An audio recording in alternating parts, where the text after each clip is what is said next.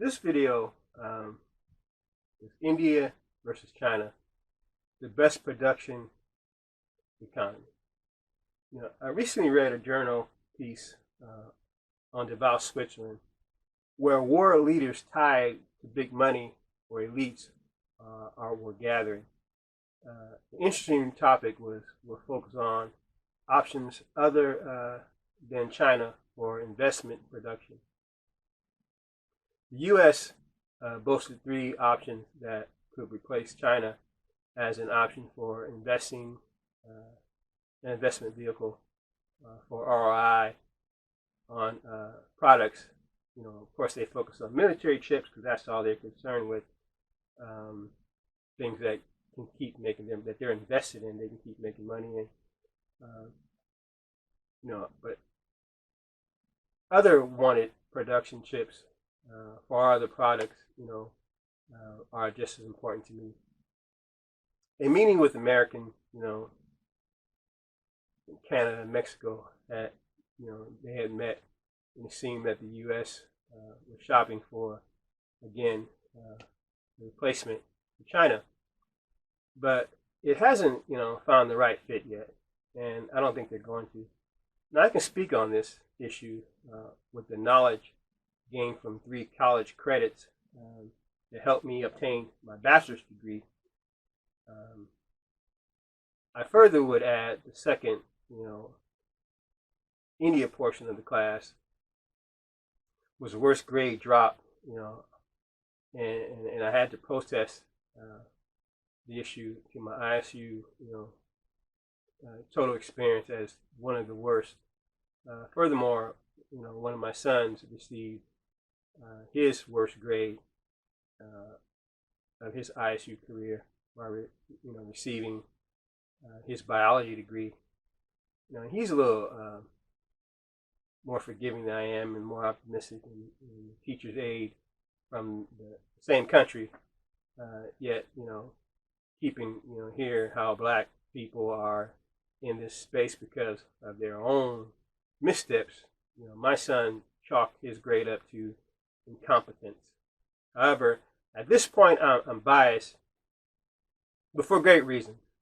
I now see Apple's move back to China confirms my class teaching.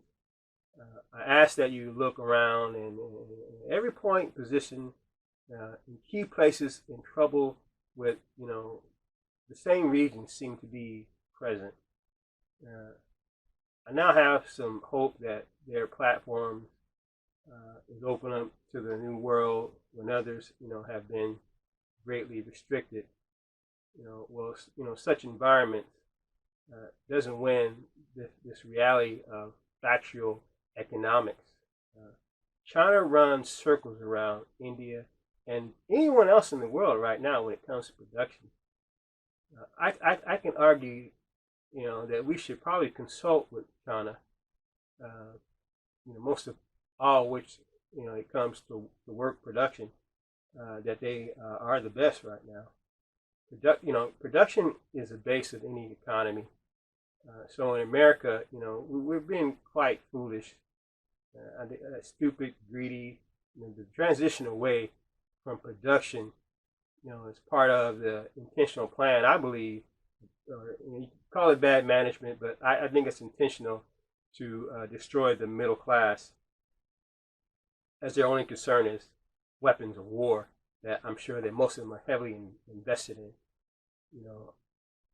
I'm left to think it's a little bit about all of the above.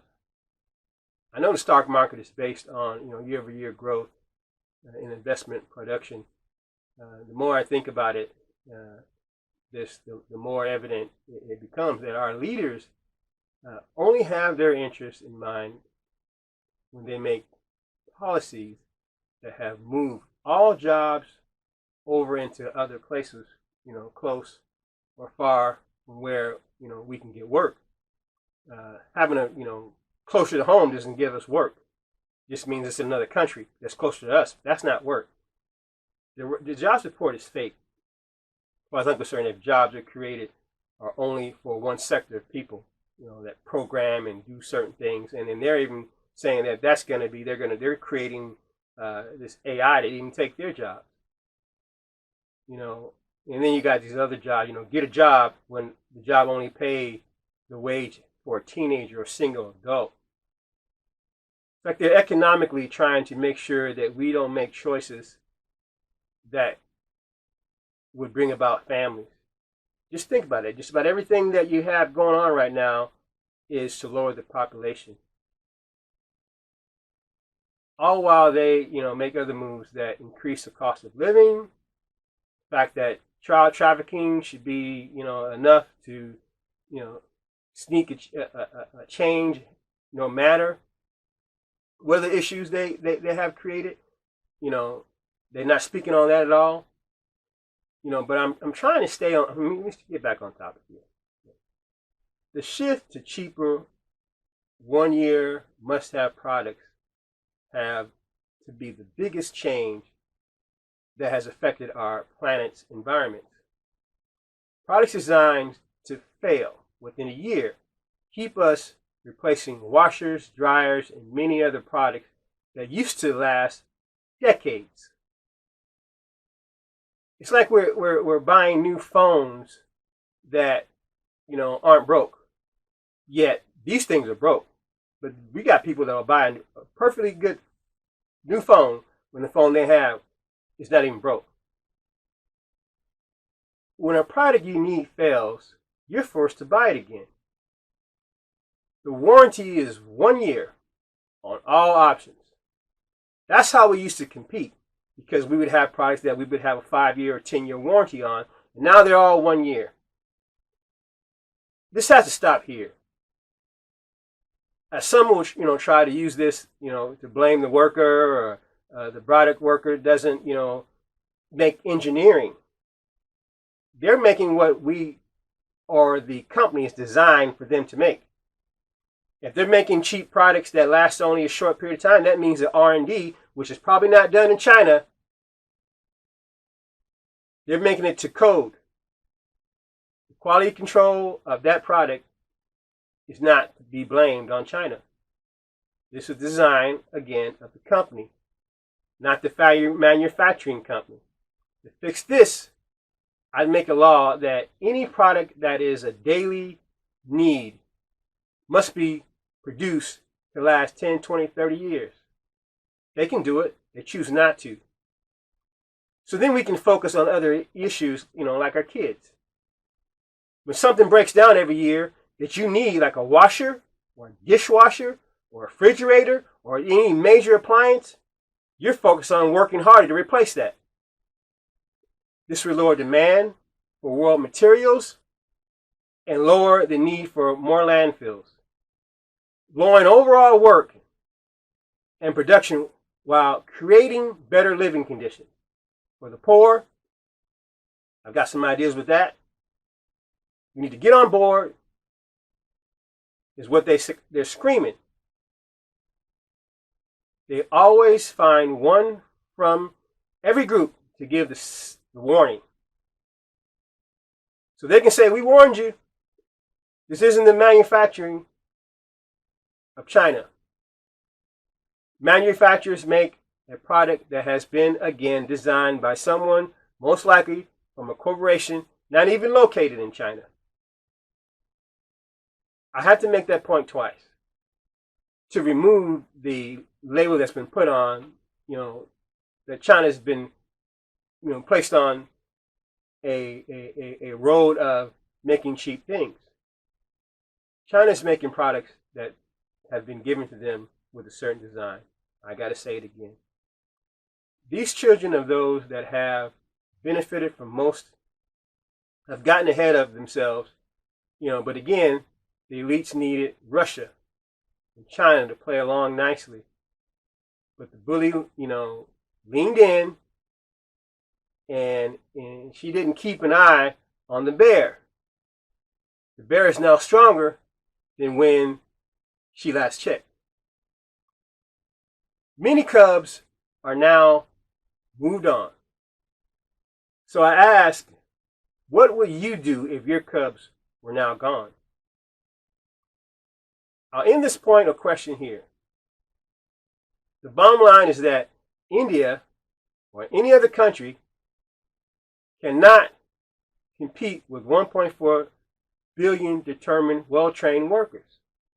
Africa has the numbers, so I suggest a consultation would be in order on tips for production and manufacturing from China.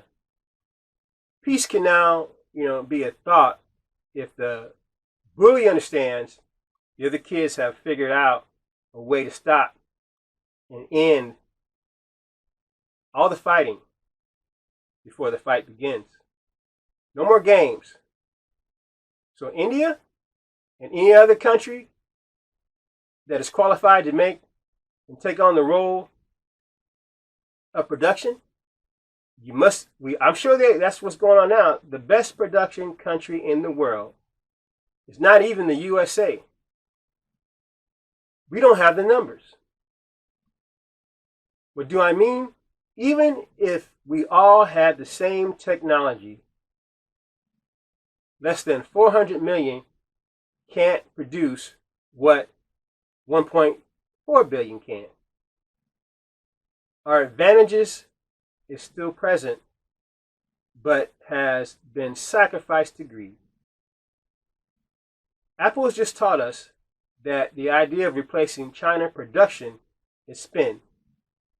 Spin that is all out examples of misinformation. I have a plan that can and will compete with any country after we get ourselves together.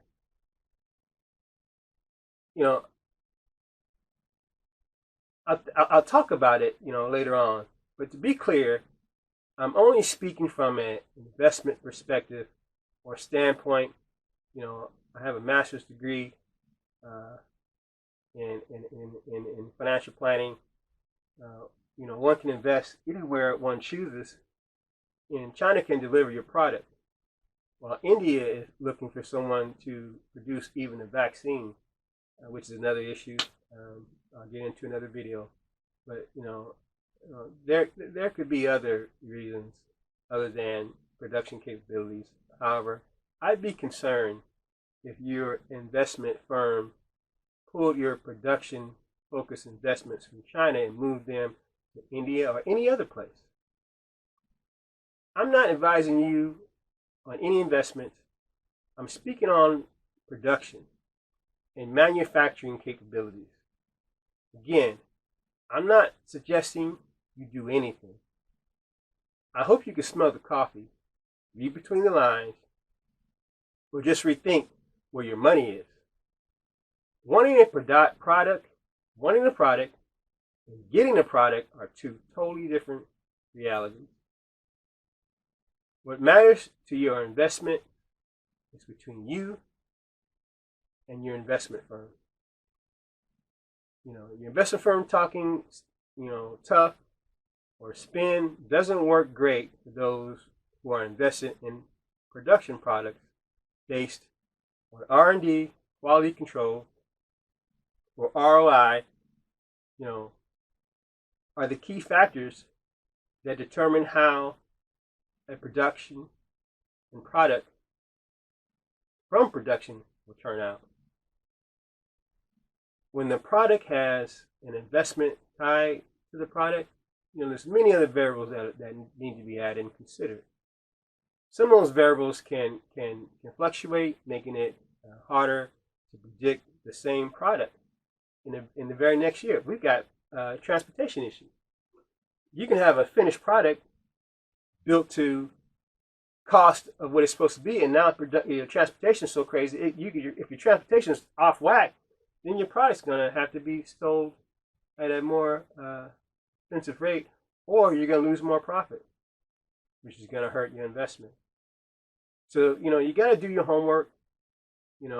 All of this free information I'm giving you, has been based on, again, 3 college credits and my master's degree. I'm on Team USA, but I love China, and I have hope for India and Africa, and surely world peace. Tell me what you think.